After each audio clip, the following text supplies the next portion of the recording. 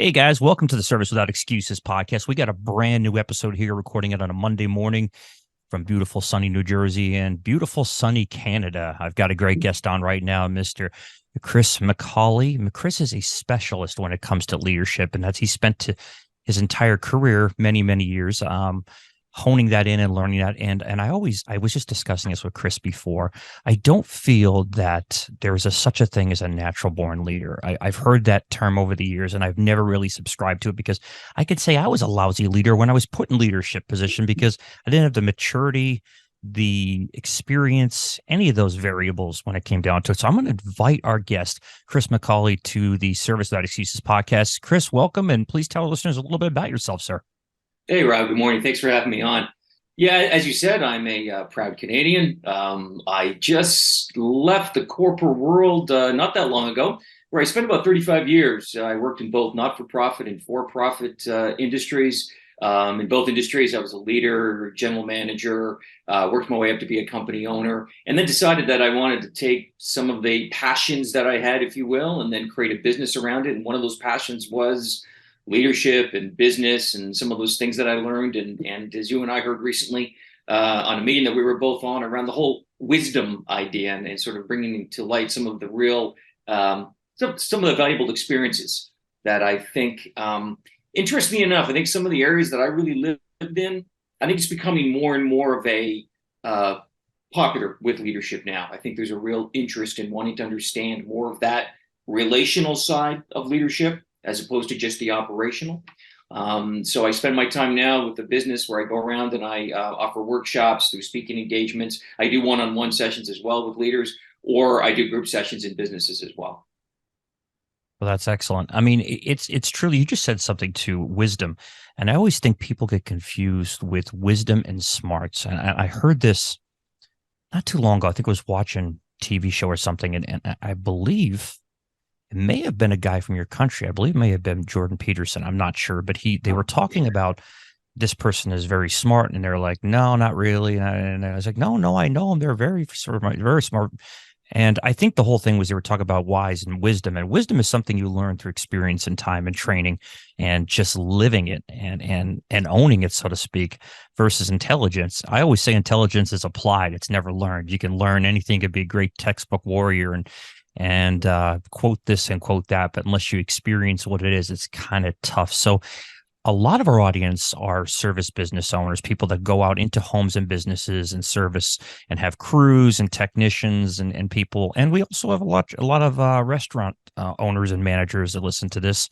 I've just found that out recently myself. So what kind of lessons would you give to that, or what is your interpretation of leadership that would most benefit our listeners on this podcast? Well, I think, Rob, you hit it on the head when you started off, and that is that that idea around leaders being born, which I'm in your space, definitely not. It's definitely something that you got to learn, and I think we all start where you started. Quick story: one of my first manager roles, I rolled in thinking I was doing a great job, only to find out that there was a petition going around to get me fired. I mean, that was sort of my intro. It was a real tough learning experience. But, as most things like that happened to us in life, it was one of the worst times of my life, but it ended up being the best because I learned at that moment that it doesn't matter really what I think I'm doing or how good I'm doing, because there's things we do that we don't know that we do, right? I mean, there's things that we do that I think we need to be told. So we think we're doing a great job when in actual fact, people are perceiving it as aggressive, not trustworthy, you lose your temper or whatever the case may be. So when that happened to me, the first thing I did was I pulled a couple of staff aside and I said, I need you guys, I need the two of you to really point things out to me. Let me know what's going on. And they filled me in and I said, okay, fine. It was hard to hear, obviously, but I really stepped back. And at that moment, I realized I need these two people. I need to establish a relationship with them so that on an ongoing basis, I can check in with them and say, so, how am I coming across? How did that work? Are we ready to introduce this, or where are the staff at? Because as leaders, not only are we dealing with all the people stuff, but there's the operational side. You get too busy. And so I think we just have a tendency to push through, not knowing that we may have some collateral damage and we may be doing things, as you say, we don't know that we do, and we have to be told. And then we got to take a step back and go, okay, how am I going to do that differently? So when that happened to me very early in my leadership career, everywhere I worked after that, I found a couple of people that I could have that relationship with, and they really were not afraid to be really open and frank with me and say, "Yeah, no, that didn't come over well, Chris. You're probably going to have to change that, or people perceive this." I think that's a really key thing as a leader, because if no one's telling you anything, how do you know? You may think you're doing a great job when maybe you're missing a few things. So that was probably one of the biggest things I think I pass on to any leader, and I talk about that in my workshops. Establish a relationship with a couple of people who can really, I guess, in a way, keep you honest and let you know what you're doing well and what's not going well. So, I think you hit I just took some notes. If you see me going down or looking down, I'm taking notes because I'm a big note taker, and I feel you can get 100 good ideas from a 30-minute talk with somebody. But um,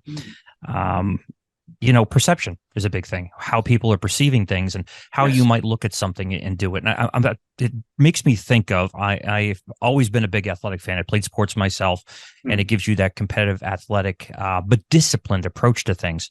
And I'm a Penn State person, and I am also a Pittsburgh Steelers person. So both I was just thinking about two coaches. Now, Mike Tomlin's the new coach for the Steelers, and Bill was the former coach of it. And Bill had a very old school, tough guy, go get him, do what I say mentality, where Tomlin has had more of a diplomatic and almost democratic approach to leadership. Both extremely effective. Both have the same amount of wins when it comes to Super Bowls. Both have pretty equal playoff records.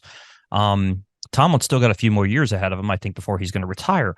But it's two entirely different styles. And I could name a bunch of different coaches, over time, from Lombardi to others, that had this very tough, it could have been very effective leadership ability. But in today's world, let's just say, the last 8 to 10 years even, that things have changed. Athletes don't respond to coaches that kind of, I don't want to say bark at them, but, barking might be a good way to look at it. They're commanding orders, they're commanding this. And listen, that works in the military because people's lives are on or off the line, Great. But when it comes to leadership in your business and in sports, things have changed. And I always used to use the example too in management. An effective manager is not one that barks orders. Effective manager is managing. Managing means you're working with people, not working at people. Leadership, I feel, is probably about the same thing. What's your outlook on old school versus new school when it comes to leadership and management, for that matter? Yeah, and I think one of the things when you mentioned that, I talk about this in my workshops, is that I think we are in a place right now where in workplaces, managers and leaders are dealing with probably the most varied, multi-generational group of people that they've ever had to deal with. You've got boomers like myself that are still hanging on. You've got Gen Xers, Gen Zs, millennials, and each one of those generations. I know some people put a lot of stock in that. Some people don't necessarily think there's a lot to it. I believe there is, because I think every generation has got a different level of expectations, as you said, like what works, how they want to be treated, where they're going to draw the lines on things, and what those needs are. And so I think what's so important now is that old is, as I said earlier, that command and control leadership, as you were talking about, that real aggressive coach like the Lombardis. At one time, that worked because that's what that generation was used to, and it was sort of coming out of that era. But as we move forward and as we continue to go on, I think there's a real need. And it's funny, some people call it soft skills. I'm not a real fan of that term because I think it kind of plays it down. It's not soft skills. It's just relating to people in a different way. It's connecting with them in a different way. And there are a number of leaders that I talk to that are still, they're somewhat fearful of taking that step. But really all we're talking about is just listening to people and connecting with them on a different level. And I always start off with a lot of my workshops and a lot of my individual coaching sessions with leaders. Start small, as simple as knowing someone's name and how to pronounce it.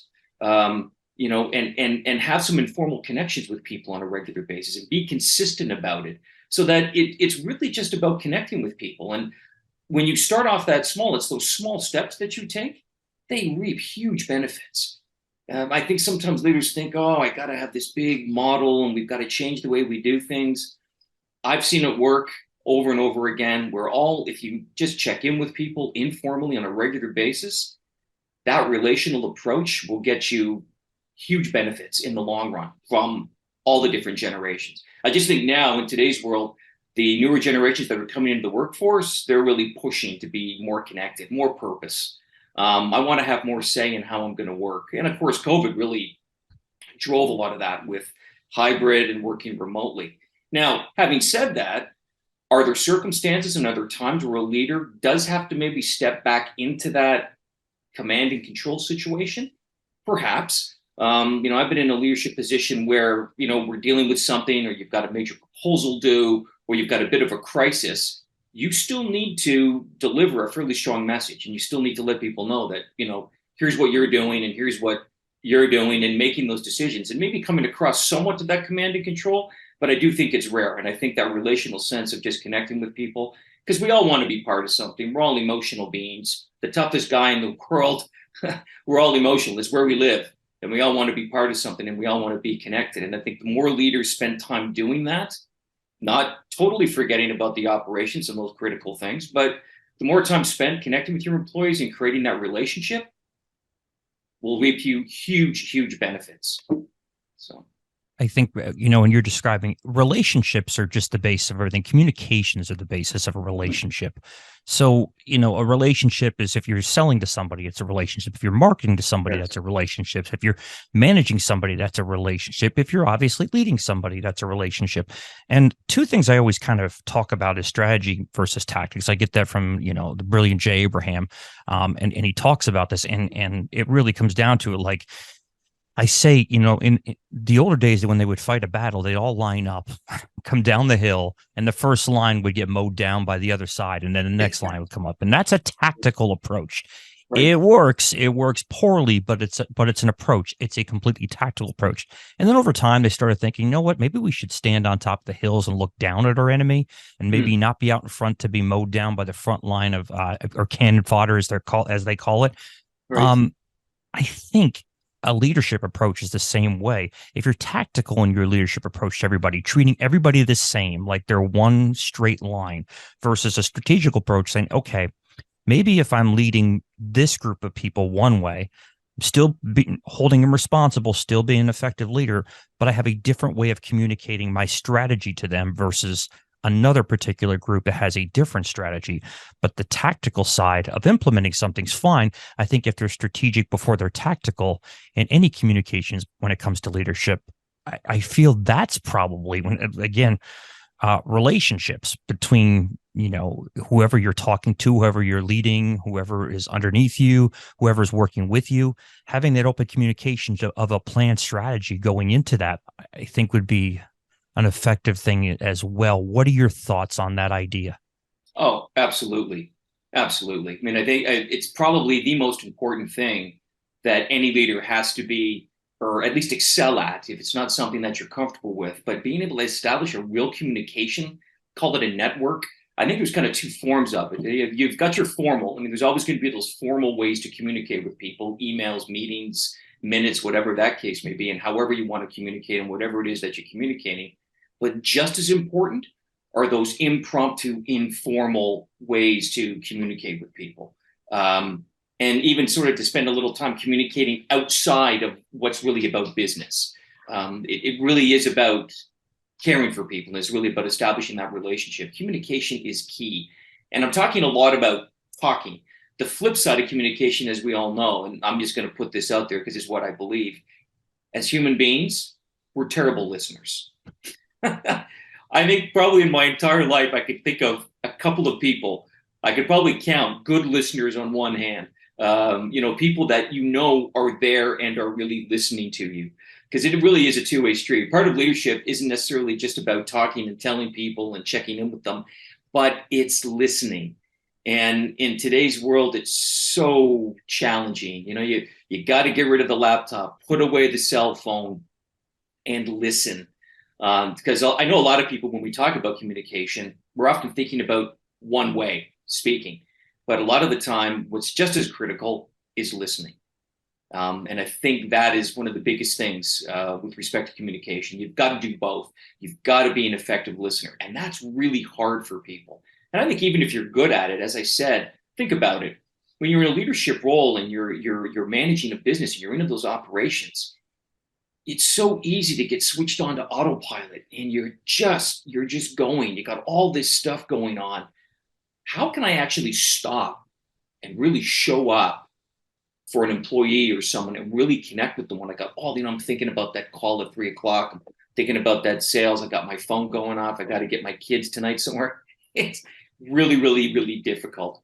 So I often tell, I spend a lot of time with leaders talking about listening and how effective they are at it and what they can do to really get the most out of any kind of connection that they have with their employees. The biggest thing is eliminating distractions. As I said, put away the cell phone, put away the laptop, and the remote setup now is even more challenging because you're at home, you've got all these other things going around you. I mean, if you're in person with someone, it's a little easier to stay connected, but this remote thing has really created a lot of challenges that way to really pay attention and not be distracted by other things. So you're actually listening, not just hearing what is said, but really understanding sort of the meaning and the spirit behind what's being said, which can be very, very different. So yeah, communication's key. It's probably number one on my list as far as being with respect to leadership development, definitely. Absolutely. And as you're listening, I'm thinking 2 ears, one mouth. We've got 2 ears and one mouth. Mm-hmm. And it's rare that I say something I learn from.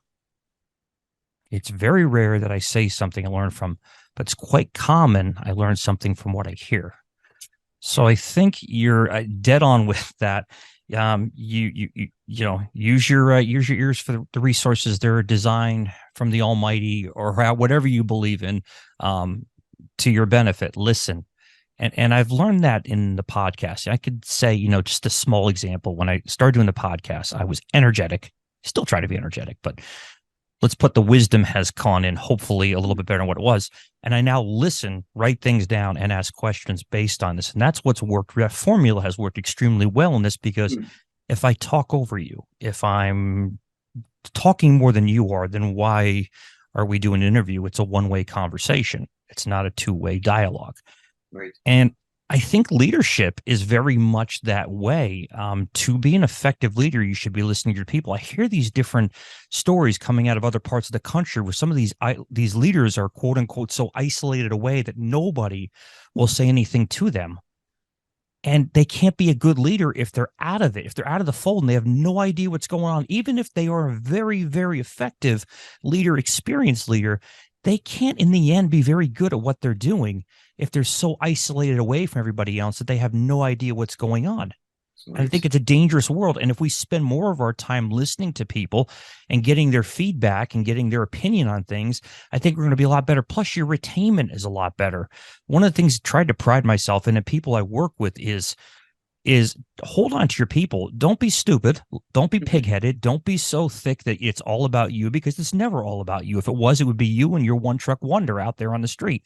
It's about you as a core and everybody that represents what the company is. It's bigger than you. It's what this whole specific business or service business is about, and the people that are out there. And if they're communicating lousy, if they're not happy with their jobs, if they don't know what's going on because leadership hasn't said anything to them or communicated the right directives for the day or for the week or the month or for the year, for the business for that matter, how is anybody going to become successful at duplicating that process when the communication level is so poor and the information is just drips down and then gets interpreted 1,000 different ways? Chris, I want to ask you, you've listened to, some parts of the podcast. We've discussed a couple of things. What are some areas that you think might be very beneficial to somebody that maybe is going through a hard time? I don't know how it is in Canada, but I assume you have much what we have. We have a very bad issue when it comes to getting qualified people in the door. It's become a nationwide issue here in the United States. Just finding good people, finding the right people. I believe good people are across the board. I think most people, I'd say 98% of the people are good people. So it's not about that. Are they the right people for this particular job? Are they the right people for this particular industry? Are they the right managers and leaders in the business? So I want to get your thoughts on that particular question, if you don't mind. Yeah, and it certainly is a challenge. We do experience the same thing up here in Canada, definitely. And one of the things I still think stands by today, even in today's circumstances, and it's always been, and it may sound somewhat cliche, but I think it's one of those cliches that really makes sense. Hire the attitude and train the skill. And I get that there are certain circumstances, obviously, in some jobs where it's really important for you to come to the table ready to work with a set of skills, whether they be mechanical or technical. That I understand, but I think you've a lot more employers, and I'm starting to see a lot of this change. They've got to be a little more open, not necessarily be so narrow. As I said, in some cases that may be the case for a very specific type of job or skill, but I think hiring now, you've got to be far more open. You've got to sort of cast your net out a little further. I see a lot of companies are now starting to consider whether or not they're going to actually have a college or university degree as a mandatory thing to come on board. I see a lot of companies dropping that. I see a real push with micro credentials, people who are spending time focusing on a set of 4 courses where they're very specific, they're very targeted, and they're either courses that run for, say, 6 weeks or so, and they run 4 of them in a row. People who put those together and accomplish those are starting to get jobs. And I think a lot of employers are starting to look at that now. They're casting that net a little wider. Now, having said that, we all know what it's like if you've been in a leadership role. You've now got some significant time investment in trying to bring somebody forward, and trying to get that skill set up to where it needs to be so they can go out and do the kind of job that you need them to do.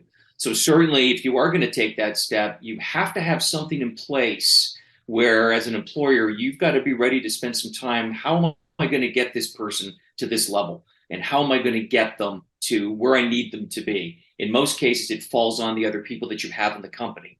There's I'm firm believer in that mentorship when you come on board.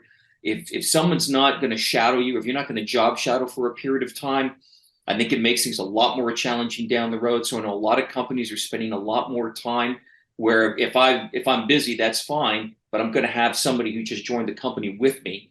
And I'm just going to, it's that wisdom sharing. It's those tips. It's those things that I share. As long as you've hired the right person who is willing to be able to stay open and want to learn that and is going to pick stuff up fairly quickly, I think that's one of the ways that you're going to be able to move forward with that. But it is a challenge. That's a tough call because sometimes we do make errors. It's always hard. It's a gray area. The most effective hiring personnel would still have a hard time picking that right person. Like that right attitude to be able to know that they're going to be a fast learner. They understand that they understand that it's important to do service and that they've got to do the job, and some of those basics have got to definitely be in place. I definitely can relate to that. I'm seeing an upswing. Obviously, the industry, the home services industry and the service industry is a lot of technical. So it's not a lot of necessarily college degrees. And I mean, it's not that you don't have people in management or so that do have them, but I think about that. People that come out of college with a management degree or a person that's actually worked in the company for 15 years, which one is more experienced? Well, the person with 15 years might have some very poor habits because they never actually learned how to do something correctly. Right. However, they have the real life skills in order to manage correctly. And if they're willing and open-minded to learn and change some of their aspects of it, they could be just as effective.